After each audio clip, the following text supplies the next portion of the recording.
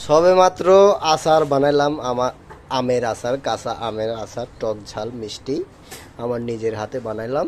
তো আমার দুলাভাই এসে হাজির। আলহামদুলিল্লাহ। দুলাভাই রিভিউ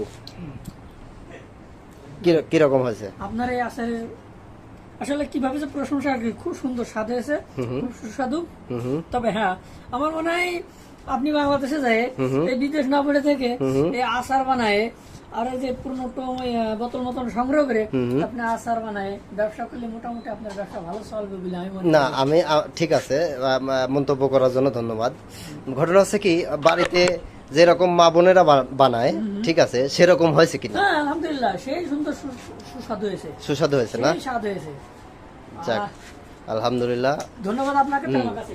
আচার বানাইছি, সে রিভিউ দিল আমাদের যদিও বড় ভাই দুলা ভাই, ঠিক আছে। সে বললো খুব ভালো হয়েছে, যাক ভালো।